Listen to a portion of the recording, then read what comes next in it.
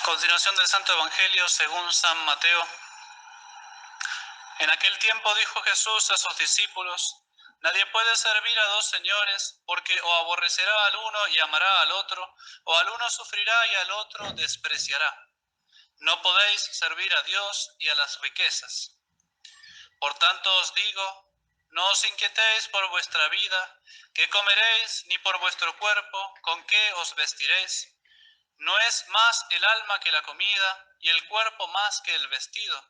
Mirad las aves del cielo, cómo no siembran, ni siegan, ni tienen graneros, y vuestro Padre Celestial las alimenta.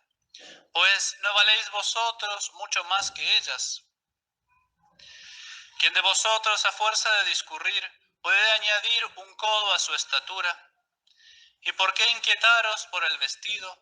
Observad cómo crecen los lirios del campo, no trabajan ni hilan, y sin embargo, yo os digo que ni Salomón en toda su gloria llegó a vestirse como uno de estos lirios.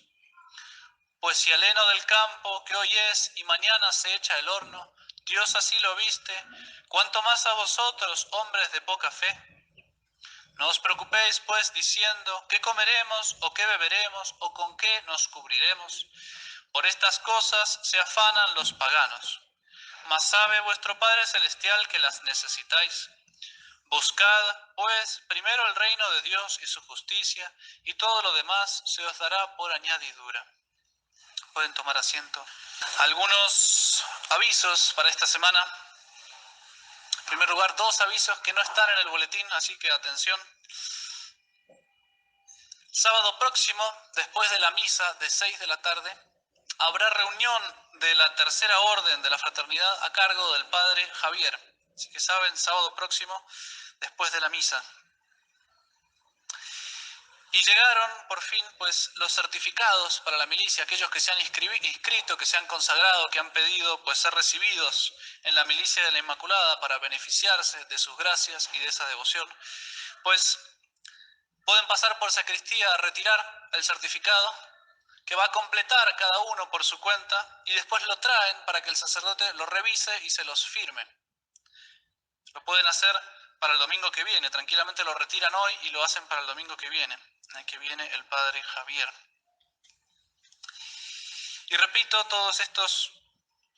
No, hay uno que no se repite, uno que es nuevo. Miércoles, viernes y sábados de la semana que viene son días de témporas. Témporas, aquí no se entiende mucho porque prácticamente no hay cambio de estaciones, pero son las oraciones y mortificación que la Iglesia manda a sus fieles, a sus sacerdotes, a sus religiosos, a hacer para alcanzar de Dios la misericordia en ese cambio de las estaciones. Que el cambio de las estaciones pues traiga el beneficio de su misericordia, especialmente sobre las cosechas, que es lo que se pide muy particularmente. Los miembros de la Tercera Orden de la Fraternidad están obligados esos días, miércoles, viernes y sábado, a hacer ayuno y abstinencia. El resto de los fieles pues están invitados a unirse para alcanzar la misericordia de Dios y que no nos castigue por nuestros pecados en eso.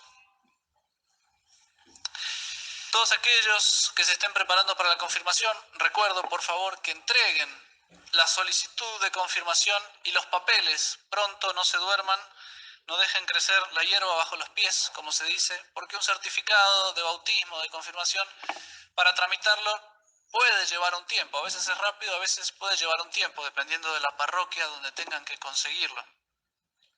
Y como me preguntaron algunos, ¿qué pasa? Pero mi hijo se bautizó aquí, tiene que presentar certificado. Lo que tiene que hacer es presentarnos en un papelito simplemente cualquiera, nos escriben fecha en que se bautizó, nombre completo del hijo, nombre de los padres, de tal manera que nosotros podamos buscar en nuestros libros de bautismo para extender el certificado y armar el expediente para la confirmación. Entonces, por favor, eso no se olviden. El que no tenga certificado, pues no se confirma, ¿no? La Iglesia no se anima a confirmar al que no sabemos que está bautizado. Y no puede ser padrino de confirmación aquel que no tenemos la certeza de que está confirmado. Entonces hacen falta los certificados. Y como ya saben, pues volvemos a reiterar el pedido de ayuda para poder reparar si Dios quiere pronto, porque cuanto más tiempo se tarda, peores son los daños que se ocasionan en el techo, en la terraza de la casa de los padres de aquí, que sufre de grandes filtraciones de agua y con gran daño de la pintura. Prácticamente va a haber que levantar el techo y hacerlo de nuevo probablemente. Veremos. Les agradecemos ya enormemente la colaboración que ya han tenido y pedimos, pues, que siga, que lo necesitamos todavía. Aquellos que quieran colaborar monetariamente o con materiales, pues simplemente se acercan al sacerdote para comentarle. Y volvemos a pedir oraciones por la visita de las hermanas dominicas que van a hacer propiamente a Bogotá. Pero pedimos para que la providencia señale y facilite las cosas para que, si Dios quiere, puedan muy pronto fundar aquí, tener una fundación aquí en nuestro país de colegio. Ellas se encargan de los colegios, son los ángeles de las escuelas. En el nombre del Padre, del Hijo y del Espíritu Santo. Amén.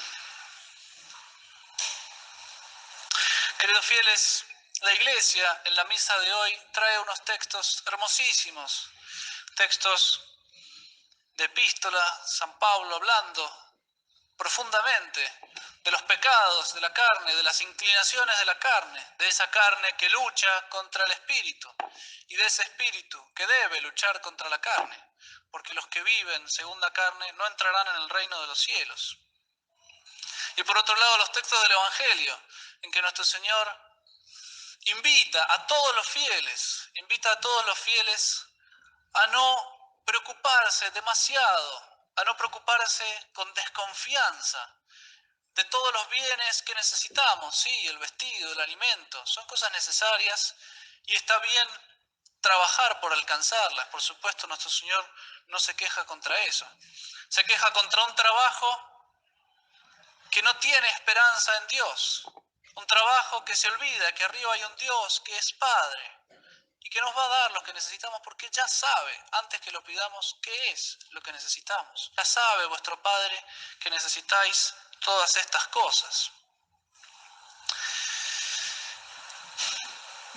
Podrían hacer no un sermón, no dos, no 10, se podría hacer un retiro entero con esa epístola y ese evangelio y con los demás textos de la misa.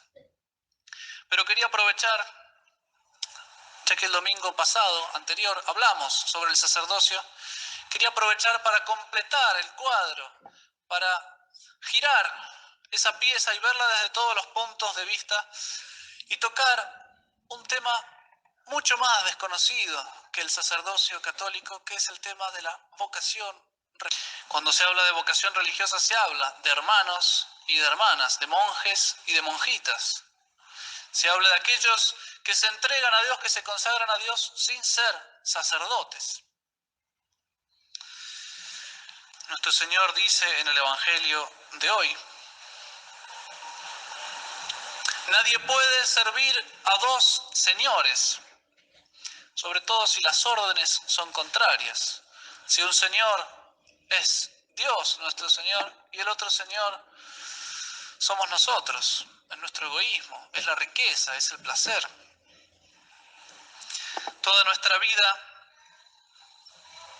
se debate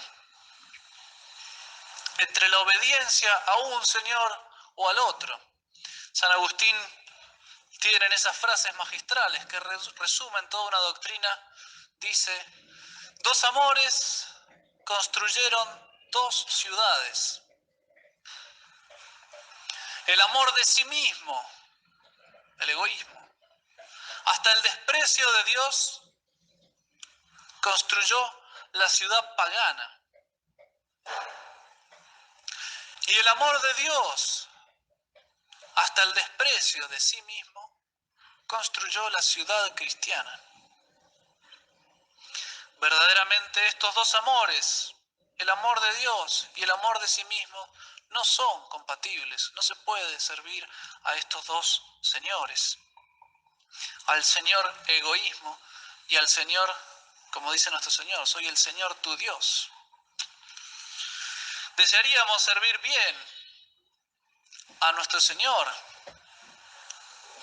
pero nos gustaría que eso no quitara el poder servirnos bien también a nosotros mismos, el poder disfrutar un poco de la vida, de comodidad, el poder tener cierta libertad. No se puede servir a dos señores. Toda nuestra vida se resume en ver cuánto le quito a mi egoísmo, la vida espiritual, cuánto le quito a mi egoísmo para darle a Dios. Y toda la vida de pecado se resume en ver cuánto le quito a Dios para darle a mi egoísmo, que desgraciadamente es lo más común. Nuestro corazón, Dios lo creó para amar. Es como es muy pegajoso nuestro corazón. Tiene la capacidad de amar cualquier cosa, apegarse a cualquier cosa. Está hecho para amar a Dios, pero podemos amar cualquier cosa, quedarnos pegados a cualquier cosa, al barro, a la tierra, a la inmundicia, a cosas que si bien no son malas, claramente no son Dios. Claramente no son Dios. Y es ley de la vida espiritual que si nuestro corazón se llena con el mundo, con las riquezas, con los placeres, con las cosas de este mundo, de Dios. Y en la medida que se vacía el corazón de Dios, se llena del mundo. Y en la medida que se vacía del mundo, se llena de Dios. Realmente hay tres grandes cosas que atraen a nuestro egoísmo, que lo motivan, que lo mueven. Tres grandes cosas que perseguimos mirándonos a nosotros mismos.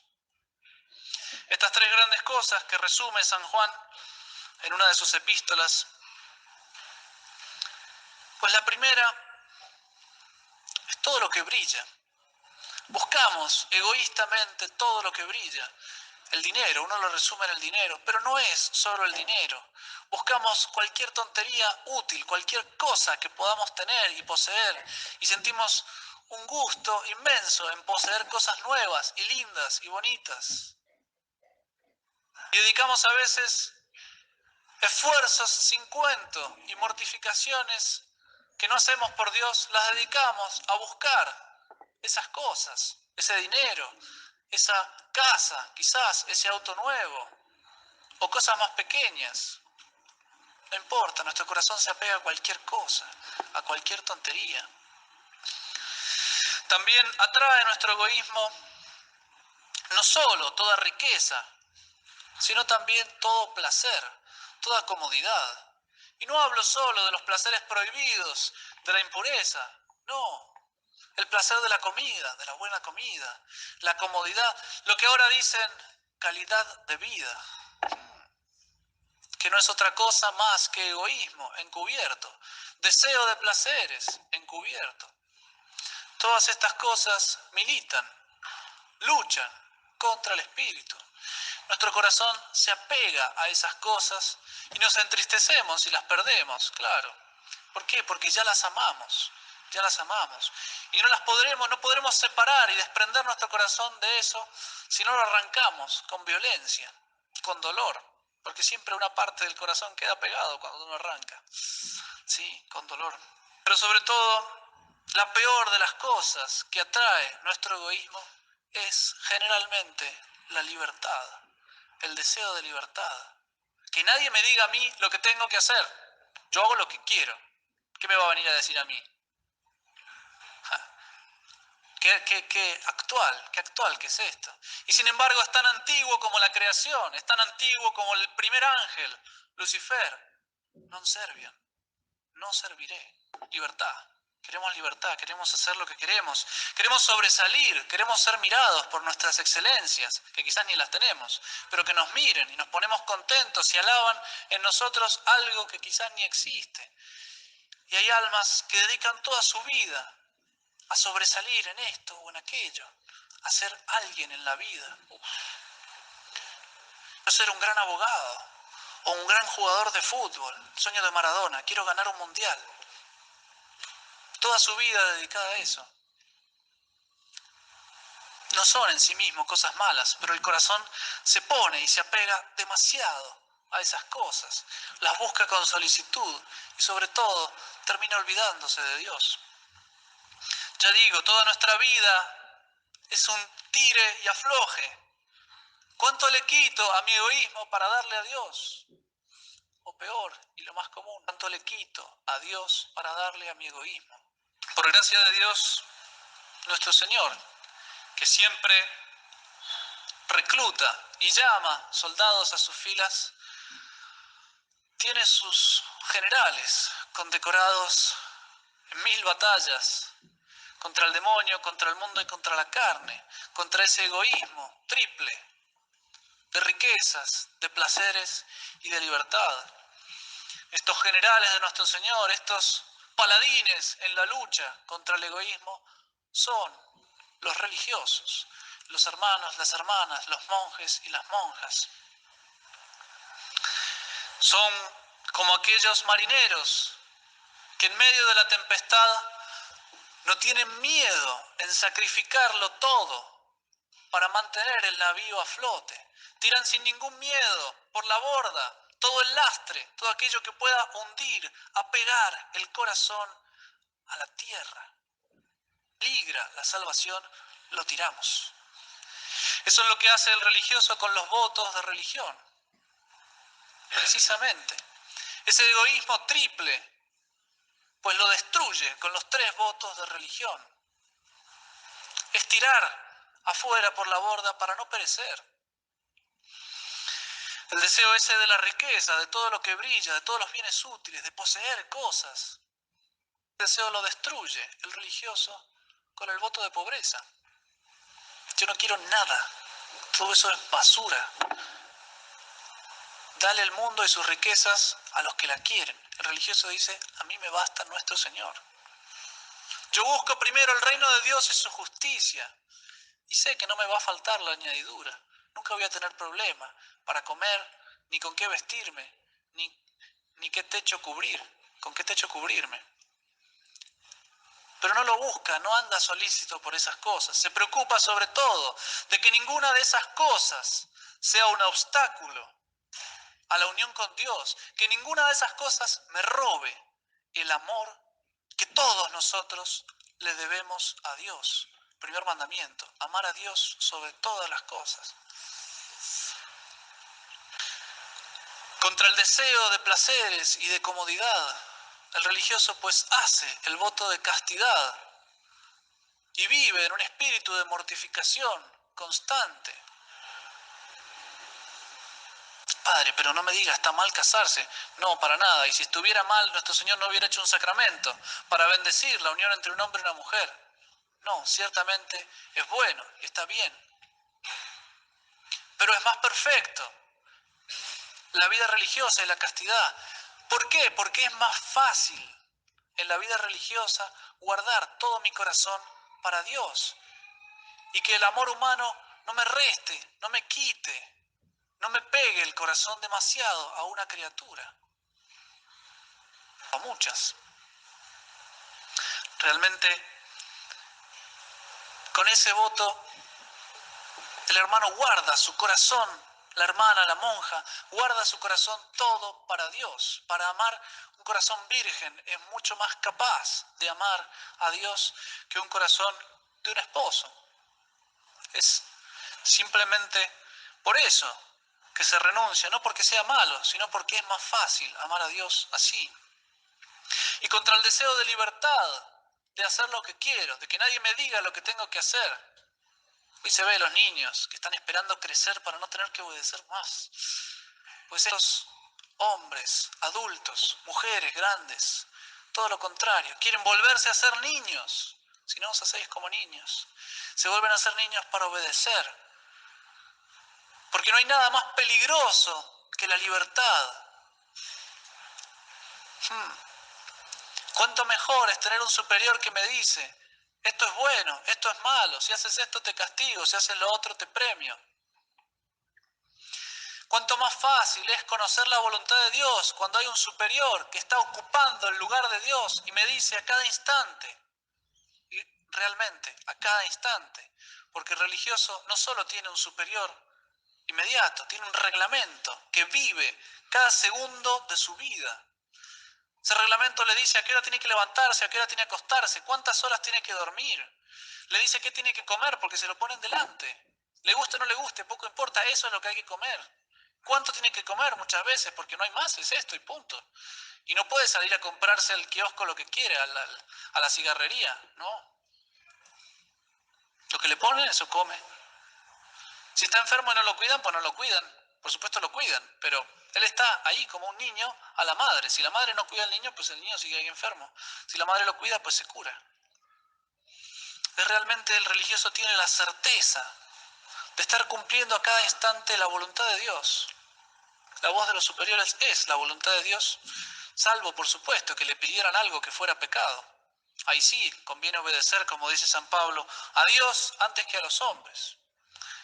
Pero si lo que piden no es pecado, obedeciendo a los superiores, se obedece a Dios. Escuchando a los superiores, se conoce la voluntad de Dios. Muchas veces los fieles vienen a preguntar, Padre, ¿qué tengo que hacer en esta circunstancia, lo otro? ¿Qué es mejor, hacer esto o lo otro? Claro, no saben, tienen una libertad inmensa, pero ¿qué es lo que Dios quiere? No lo sé, no lo conozco, qué difícil es conocer la voluntad de Dios. El religioso tiene certeza, desde el momento que hace el voto de obediencia, tiene certeza en cada instante de su vida de cuál es la voluntad de Dios. Y no solo eso, sino que por el voto de obediencia que hace, él ofrece en sacrificio a Dios esa obediencia de toda su vida.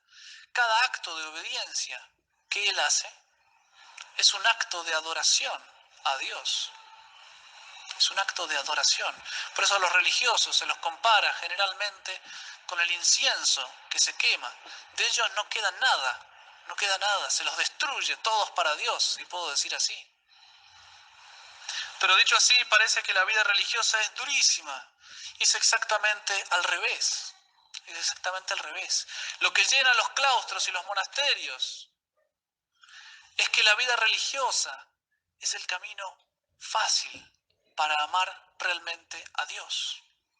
Es la piedra preciosa del Evangelio, que se dan cuenta del amor a Dios. ¿Cómo hago? Pues voy, vendo todo lo que tengo, que es basura. Mis riquezas, pues no valen nada, no los voy a llevar. Mis placeres, pues en cuanto los terminé ya no me gustan, ya me dan asco. El hombre que come mucho, pues ya no tiene más ganas de ver comida por un buen rato. Esos placeres, pues pasan y no sirven. La libertad, qué peligrosa la libertad. ¿Cuántas almas se han condenado por tanta libertad? El religioso dice, yo vendo todo eso que no vale nada y compro el amor de Dios. Compro el camino fácil para amar a Dios. Religioso no se hace religioso porque sea santo. Se hace religioso para hacerse santo por el camino fácil. Por el camino fácil. Hoy he dado un pequeño vistazo del religioso en general. Me gustaría hablar, como hicimos el domingo pasado, del sacerdocio. Sacerdocio en la fraternidad, religiosos en nuestra congregación, en la fraternidad sacerdotal San Pío X. Esa visión genial que tiene Monseñor Lefebvre, cómo organiza todo alrededor del sacerdocio de nuestro Señor Jesucristo, cómo organiza toda la vida de la fraternidad, partiendo del sacerdocio y conduciendo al sacerdocio. Dijimos el domingo pasado que el sacerdocio es la prolongación de la obra de encarnación y de la redención de nuestro Señor Jesucristo en la tierra, en todos los tiempos y en todos los lugares. Si dijimos eso del sacerdocio, pues podríamos decir de la vida religiosa que es la prolongación de la obra de San José y de la Virgen en Nazaret. En Nazaret. Es la prolongación de la obra de San José y de la Virgen cuidando al niño Dios, cuidando al sacerdote recién nacido en esa obra de encarnación, podríamos decir. Monseñor Lefebvre pone como finalidad muy clara de la vida religiosa de hermanos y de hermanas, pone como finalidad muy clara el sacerdocio, el sacerdote, cuidar a los sacerdotes. En frase de Monseñor Lefebvre, los religiosos, las religiosas, son los ángeles de la guarda de nuestros sacerdotes. Los ángeles de la guarda de nuestros sacerdotes. Y para terminar el vistazo, los hermanos y las hermanas de la fraternidad, ¿de qué manera cumplen esta misión de ángeles de la guarda? ¿De qué manera cuidan? Porque parecería al revés, que son los sacerdotes, los superiores, que cuidan a los religiosos. Y no, los religiosos de 4 maneras cuidan a los sacerdotes. Son los ángeles de la guarda de los sacerdotes. En primer lugar y fundamental, irreemplazable, por la oración. Monseñor Lefebvre le pide especialmente a los religiosos que recen por la perseverancia, que consagren su vida, sus oraciones, sus mortificaciones, sus sufrimientos, sus alegrías y sus tristezas, a la perseverancia y a la santificación de los sacerdotes. Si hay tantos sacerdotes que no perseveran es porque faltan hermanos atrás que recen. Pero la oración no solo la ordena Monseñor a la perseverancia y a la santificación del sacerdote, sino a fecundar, rezar por la fecundidad, por el fruto del apostolado de los sacerdotes. Recen por la conversión de los pecadores, que recen por esos fieles que tiene el priorato, la parroquia. Los religiosos, las religiosas son, con mucha razón se los ha comparado a las baterías, a las pilas, que están haciendo funcionar todo el engranaje. No se ven, están escondidas atrás, bajo una tapa, en los claustros, pero son realmente quienes por sus oraciones, por sus sacrificios, hacen funcionar el apostolado. Porque como decíamos, el apostolado es sobre todo tocar corazones. El corazón solo toca a Dios, y Dios solo lo toca la oración y el sacrificio. Con oración y sacrificio se mueve a Dios, y Dios mueve corazones. El apostolado da fruto. Poco importa cuántas obras se multipliquen, cuántos engranajes haya, si no hay batería, si no hay gasoil, nafta, gasolina que haga funcionar ese engranaje. Eso es la vida religiosa. Monseñor Lefebvre acostumbraba en cada misión que llevaba, sí, llevaba sacerdotes, pero en algún momento decía, basta, tenemos suficientes, nos faltan religiosos. Y se encargaba de traer congregaciones, que las dominicas, que las carmelitas que no hacen nada de apostolado, entre comillas, no salen afuera a predicar, nada, están encerradas atrás de una reja. ¿Para qué las traía? Para que recen por el apostolado, para que recen por los sacerdotes, para que recen, que fecunden, que hagan funcionar ese engranaje. En segundo lugar, los hermanos y hermanas ayudan y cuidan al sacerdote, que es lo más evidente, por el trabajo.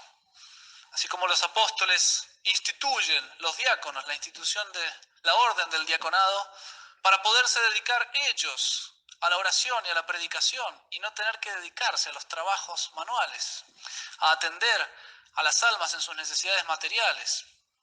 Pues de la misma manera, Monseñor pone a los hermanos para que ayuden al sacerdote en las necesidades materiales. Y eso es lo más evidente, porque uno lo ve como sacristán al hermano, lo ve cocinando, lo ve limpiando.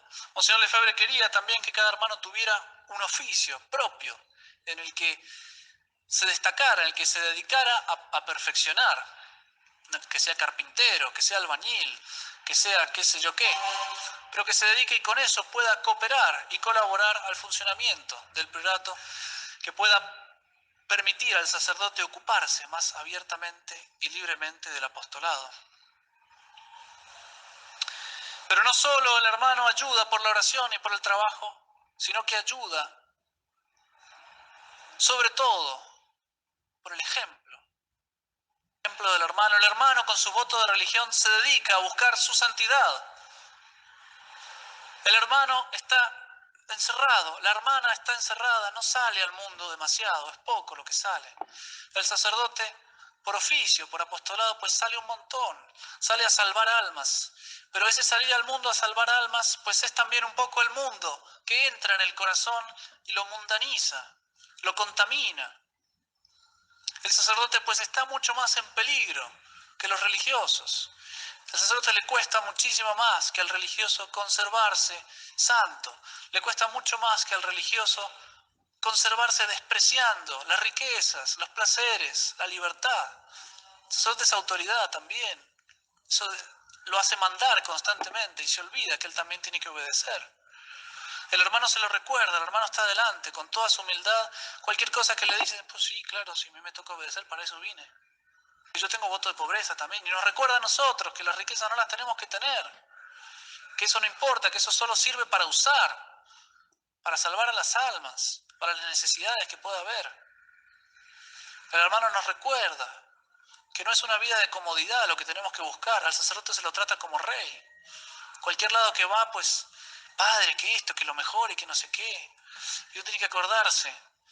Y está muy bien que así lo hagan, porque lo hacen para nuestro Señor. Pero el sacerdote tiene que acordarse en su corazón que todas esas comodidades, todos esos placeres que le ofrecen, pues no valen nada. Que él tiene que despreciarlos, sin despreciar a la gente, por supuesto. Pero en su corazón, no valorarlos para entregarse a nuestro Señor. Y eso el hermano, el ejemplo del hermano, del religioso, un constante contacto con el sacerdote, se lo recuerda a diario. Fundamental, Monseñor ponía al hermano pues como modelo, en ese sentido es ángel de la guarda. Me recuerda, ojo, la mirada a nuestro Señor, despreciar el mundo. Y por último lugar, y con esto casi ya termino, el hermano ayuda al sacerdote por la compañía. El sacerdote no debe, y nos lo repiten en el seminario, no debe ser amigo de los fieles. Por supuesto tiene que ganarse la confianza, ser afectuoso, amable con los fieles, pero así como un padre de familia no debe ser amigo de los hijos, sino padre de los hijos, así el sacerdote no debe ser amigo de los fieles, debe ser padre de los fieles. El sacerdote necesita tener como amigos o otros sacerdotes o otros religiosos. Y para eso le pone, Monseñor, como compañía al sacerdote los hermanos, las hermanas, que no puede abrir su alma sacerdotal, sus penas y sus angustias, sus tristezas, que un fiel no comprendería. Un hermano sí, un hermano comprende, uno puede hablar. Esa necesidad del corazón humano, de la amistad, pues no debe satisfacerla el sacerdote con los fieles, debe satisfacerla con sus hermanos, propiamente. Sacerdotes, con los superiores también, con los obispos, pero muy especialmente con los hermanos. Y también el hermano es compañía y es ayuda, y este domingo me sirve de ejemplo, porque curiosamente el padre Javier se quedó solo en el priorato, porque el padre Juliano se fue a Medellín, y yo me vine aquí a Bucaramanga. Y cuando un sacerdote está solo en el priorato, pues uno no ve tanto sentido en levantarse temprano, porque no hay que llegar al rezo en común, que no va a haber rezo en común. Y el horario de la comida, pues yo lo elijo, yo me organizo, ¿no? Y empieza a entrar un poquito de libertad. Empieza a olvidarse el reglamento, se empieza a olvidar muchas cosas. Un hermano ayuda muchísimo con el solo hecho de estar en el priorato. Porque si hay dos, pues nos levantamos para el rezo en común. Hay rezo en común, hay horario para comer, etcétera, etcétera, etcétera. Me afeito, porque si no hay nadie, ¿por qué me voy a afeitar? Son tonterías, pero ayuda muchísimo a mantener al sacerdote. Al hermano no le cuesta la regularidad y nos ayuda a nosotros a ser regulares. ¿Qué necesidad tenemos los sacerdotes de hermanos? ¿Qué necesidad tenemos de estos ángeles de la guarda? Las almas de los sacerdotes necesitan a los hermanos para ser santas almas sacerdotales, por la oración de los hermanos, por el ejemplo de los hermanos, por el trabajo también que les permite entregarse a ellos, a la oración, y por la compañía que les permite tener amistades buenas. Dime con quién andas y te diré quién eres. Y también que le permite cumplir el reglamento con mayor facilidad. Dije, y termino con esto, que la obra de los hermanos es la continuación de la vida, de la obra de San José y de la Virgen en la tierra. Así como San José y la Virgen eran inferiores al niño Dios, y sin embargo lo cuidaban, lo protegían.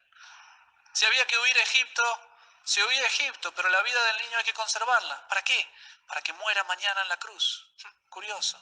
Conservar la obra de la encarnación, para poder realizar mañana la obra de la redención. De la misma manera, el hermano en la fraternidad se dedica a conservar esa obra de encarnación del sacerdote, la obra de santificación personal del sacerdote, de vida de estudio, de vida de oración, de práctica de virtudes, para que el día de mañana pueda salir a la cruz del apostolado. Pero si para conservar esa vida hay que huir a Egipto, hay que huir al priorato, que es nuestro Egipto, y acortar el apostolado, pues se hace. Es conservar, el fin de la fraternidad es conservar al sacerdote. ¿Para qué? Para que el apostolado sea efectivo, sea eficiente. No se trata de multiplicar obras, no, se trata de acrecentar la santidad del sacerdote. Un alma santa, un padre pío, un santo cura de Ars, una palabra que dijeron cuántas almas salvaron. Dios me libre, el padre Pío tuvo 3 años que le prohibieron todo contacto con el exterior, 0 apostolado 0. En esos 3 años el padre Pío salvó infinita mayor cantidad de almas que todos nosotros sacerdotes juntos. ¡Qué vergüenza! ¿Qué nos recuerda? Que lo que importa, lo principal en la salvación de las almas es que el sacerdote sea santo. Lo demás es fácil. Y esa es la genialidad de Monseñor, poner los prioratos como lugar fortificado, como un nuevo Nazaret, en el cual la vida oculta del sacerdote transcurre de manera que alcance esa imitación con nuestro Señor, a la sombra de esos San Joséses y de esas Vírgenes María, de esas almas religiosas. ¿Qué falta nos hacen? ¿Qué necesidad tenemos de esas almas religiosas consagradas a la santidad del sacerdote? De esas almas que hacen apostolado al por mayor, como decía Santa Teresita. Porque salvar a un sacerdote significa salvar infinidad de almas. Y que se pierda un sacerdote significa que se pierdan infinidad de almas. No se puede medir. Pidámosle, queridos fieles, con nuestras oraciones también, a San José y a la Virgen, que sigan suscitando en su iglesia almas generosas, almas que descubran, que vean con claridad qué facilidad hay en alcanzar la santidad en la vida religiosa, y almas que dediquen su vida entera a cuidar de estos nuevos niñitos Jesús, indefensos, pobres, que somos los sacerdotes de hoy. Ave María Purísima.